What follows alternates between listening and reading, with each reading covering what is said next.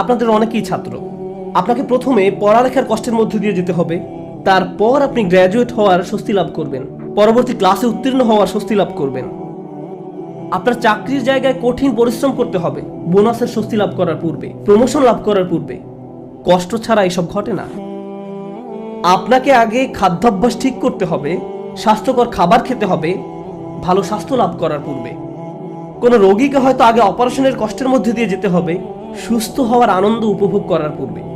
এভাবেই আল্লাহ জীবনকে তৈরি করেছেন। আপনাকে কষ্টকর অভিজ্ঞতার ভেতর দিয়ে যেতে হবে যদি স্বস্তি লাভ করতে চান। এটাই আল্লাহর ডিজাইন। ব্যাপারটা এমনই। আপনি এ কথা শোনার পর হয়তো ভাবতে পারেন, আমি তো এখন কঠিন সময় আছি, তার মানে সামনে সহজ সময় আসছে, আর এজন্য আমি এখন বিশ্রাম করব আর সহজ সময় আসার অপেক্ষা করব। না, আল্লাহ আমাদেরকে গভীর একটি বিষয় সম্পর্কে জানাচ্ছেন। আপনাকে কঠিন সময়ে কঠোর পরিশ্রম করে যেতে হবে। বসে বসে এমনটি ভাবলে হবে না যে আল্লাহ তো সহজের প্রতিশ্রুতি দিয়েছেন, তাই আমি তার অপেক্ষায় থাকবো আর বসে বসে কাঁদবো। No. এই জন্য তিনি পরের আয়াতে আমাদের রাসূল সাল্লাল্লাহু আলাইহি সাল্লামকে বলছেন, ফাইদা ফারাগাতা ফানসাব। শক্তিশালী একটা বাক্য। অতএব যখন আপনি অবসর পান পরিশ্রম করুন। স্বস্তি এবং কষ্টের সাথে এর সম্পর্ক কি? স্বস্তি এবং কষ্টের সাথে এর সম্পর্ক কি? আল্লাহ চান না আমি আর আপনি যেন অলস হয়ে বসে থাকি। যখন আমরা কোনো কঠিন সময় থাকি তখন আল্লাহ চান আমরা যেন প্রচুর পরিশ্রম করি। অন্য মানুষদের দেখবেন যখন তারা কোনো কঠিন সময় পতিত হয় সবকিছু ছেড়ে দিয়ে একেবারে হতাশ হয়ে বসে থাকে। তারা নিরাশ হয়ে পড়ে, উদ্বিগ্ন হয়ে পড়ে, সবকিছু বাদ দিতে শুরু করে। কিন্তু বিশ্বাসীদের বেলায় যখন তুমি কঠিন কোনো পরিস্থিতিতে পড়ো তখন তুমি অবসর পেলেই নিজেকে কঠোর পরিশ্রমে নিয়োজিত করো, নিজেকে কাজে লাগাও, উৎপাদনক্ষম বানাও। উলামারা এই আয়াত নিয়ে প্রচুর মন্তব্য করেছেন। যখন দাওয়ার কাজ থেকে অবসর পান তখন নিজেকে ইবাদতের কঠোর পরিশ্রমে নিয়োজিত করুন। ইবাদত থেকে অবসর পাওয়ার পর দাওয়ার কাজে আত্মনিয়োগ করুন। রাসূলুল্লাহ সাল্লাল্লাহু আলাইহি সাল্লামকে বলা হচ্ছে এক কাজ থেকে অবসর পাওয়ার পরে অন্য কাজে নিজেকে ব্যস্ত রাখুন। আমার আর আপনার জন্য প্রশ্ন হলো, কত সময় আমরা অপচয় করি এমনটা ভেবে যে জীবন কত দুর্বিষহ। অলস হয়ে বসে থাকি, কিছুই করি না, নিজের মনকে নেতিবাচক চিন্তায় ডুবিয়ে রাখি, সম্পূর্ণ অকার্যকর আর অকর্মণ্য হয়ে বসে থাকি। অথচ আল্লাহ বলছেন তোমার হাতে অনেক বেশি অবসর সময় আছে আর তুমি এই সময়ে কোনো কাজেই লাগাচ্ছ না। যখন আপনি নিজেকে কোনো পরিশ্রমে নিয়োজিত না করেন তার মানে আপনি কষ্টকে জেতার সুযোগ দিচ্ছেন। আয়াতটা শুরু হয়েছে ফা অক্ষর দিয়ে, ফা আস-সাবাবিয়া, অর্থাৎ অতএব। তুমি যেহেতু স্বস্তি কামনা করো তাই তোমার নিজেকে পরিশ্রমে নিয়োজিত করতে হবে। এটা শেখার ফলে তোমার উচিত নিজেকে পরিশ্রমে নিয়োজিত করা। তাই আমার আর আপনার উচিত একটি অর্থপূর্ণ এবং প্রোডাক্টিভ জীবনযাপন করা। মাঝে মাঝে জীবনে অতিরিক্ত চাপের কারণে আমরা ভেঙে পড়ি। আমরা সহজেই একেবারে ভেঙে পড়ি দুঃখ, হতাশায়, উদ্বেগ বা উৎকণ্ঠায়। এরকম হওয়া দোষের কিছু নয়, কিন্তু আমাদেরকে শিখতে হবে কিভাবে আল্লাহর কিতাবের মাধ্যমে এই কষ্টকর অভিজ্ঞতার সময় মানসিক শক্তি অর্জন করব। রাসূলুল্লাহ সাল্লাল্লাহু আলাইহি সাল্লাম যেসব কাজে নিজেকে ব্যস্ত রাখতেন তা ছিল দুই রকমের।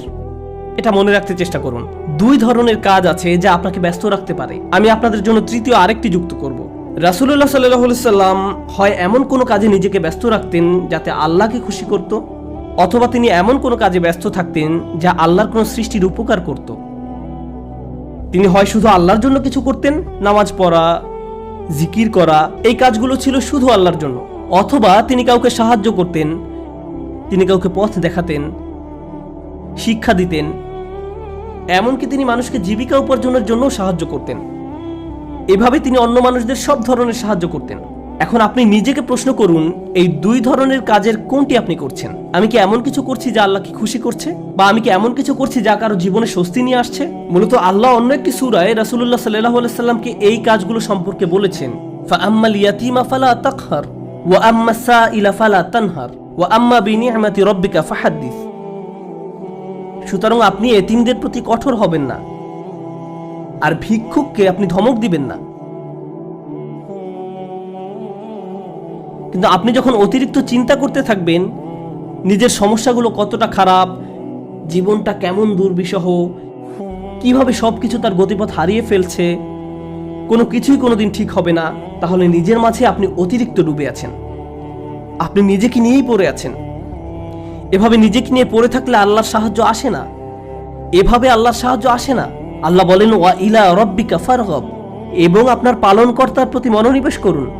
আমি আর আপনি যে সমস্যাগুলোর মাঝে দিন পার করছি আজ সেগুলোকে অনেক বেশি, অনেক বড় বলে মনে হয়, সমস্যা ছাড়া আর কিছু নিয়ে আমরা ভাবতে পারি না, কিন্তু একটু সামনে এগিয়ে চিন্তা করলে বুঝবেন আমরা সবাই একটা গন্তব্যের উদ্দেশ্যে ছুটছি, আর সেই গন্তব্যটি হলো আল্লাহর সাক্ষাৎ। ওয়া আন্না ইলা রাব্বিকাল মুনতাহা। যদি এই ব্যাপারটা ভুলে যান যে আপনি একটি রেলগাড়ির ভিতরে আছেন, বুঝতে পারেন বা না পারেন আপনি আল্লাহর দিকে ছুটে চলছেন, আপনি কিন্তু নিশ্চলভাবে দাঁড়ানো অবস্থায় নেই। আপনার সমস্যাটি জীবন থামিয়ে দেয়নি, জীবন এখনো এগিয়ে চলছে। আমার আপনার আল্লাহর সাথে দেখা হবেই। আপনি যখন বুঝবেন আমি যাই করি না কেন এই ভ্রমণ থামানোর কোনো উপায় নেই, তখন আপনার পক্ষে নিজের গন্তব্যের প্রতি মনোনিবেশ করা অনেক সহজ হবে।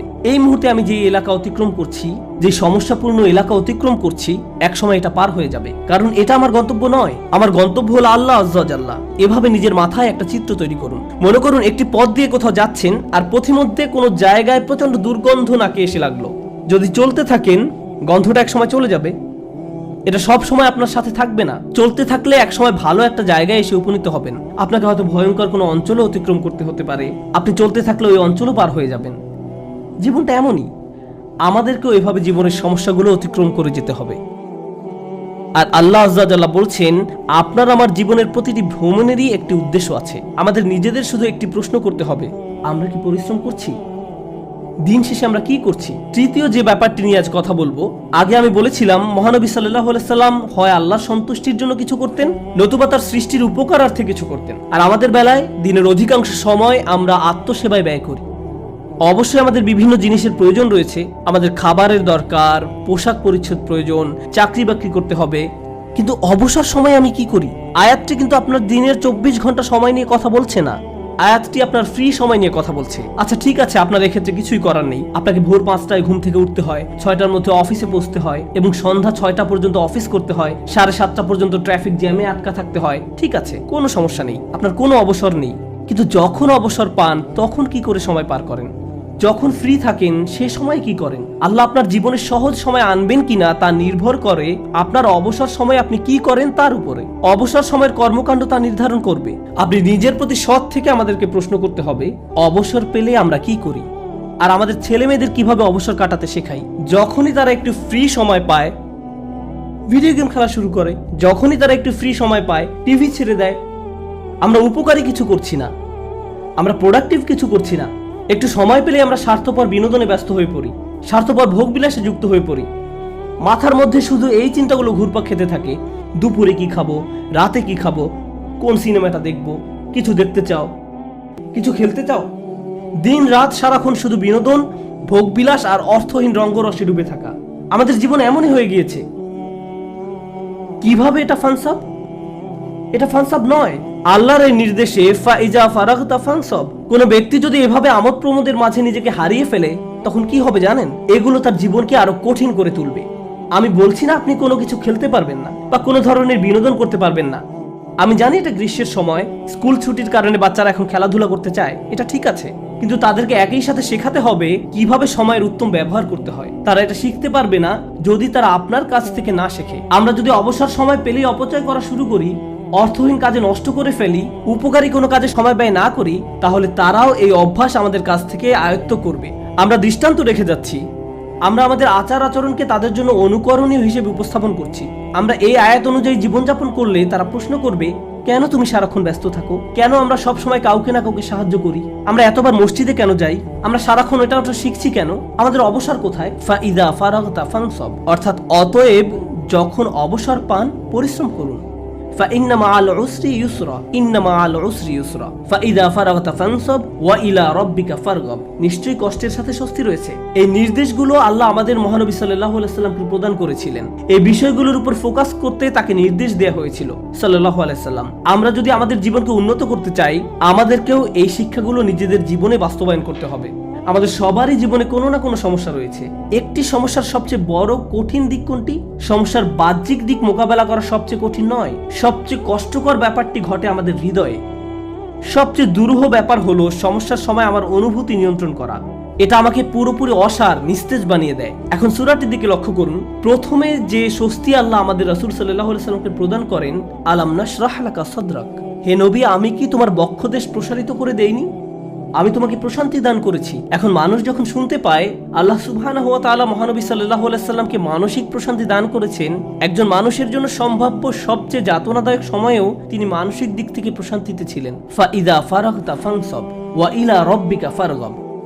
অতএব যখন অবসর পান পরিশ্রম করুন এবং আপনার পালনকর্তার প্রতি মনোনিবেশ করুন। আমরা যদি এই কাজটি করতে পারি তাহলে আশেপাশের মানুষ আমাদের সম্পর্কে যাই বলুক না কেন এতে কিছুই যায় আসে না। বাহ্যিক দিক থেকে আমরা যে সংকটেই থাকি না কেন তাতেও কিছু যায় আসে না। আমরা মানসিক দিক থেকে দারুণ প্রশান্তিতে থাকবো। অন্য সবাই তো কাঁদবে, নার্ভাস হয়ে থাকবে, কিন্তু আপনি নিজেকে প্রশান্ত পাবেন, কারণ আপনি এই মহাসত্য অনুযায়ী পথে চলেছেন। আমি দোয়া করি আল্লাহ আজ্জা ওয়া জাল্লা যেন আমাদের সবার অন্তরে প্রশান্তি দান করেন। আল্লাহ আজ্জা ওয়া জাল্লা আমাদেরকে ওই সমস্ত মানুষদের অন্তর্ভুক্ত করুন আল্লাহর করুণায় যাদের হৃদয় উন্মুক্ত হয়ে পড়েছে এবং বক্ষ প্রসারিত হয়েছে। আমি দোয়া করি আল্লাহ আমাদের দৃঢ় মনোবলওয়ালা মানুষদের অন্তর্ভুক্ত করুন যেন আমরা আমাদের সময়ের সর্বোত্তম ব্যবহার করতে পারি এবং এর ফলে আল্লাহ আজ্জা ওয়া জাল্লা আমাদের জীবনের কষ্টের চেয়েও বহু গুণ বড় স্বস্তি নিয়ে আসেন।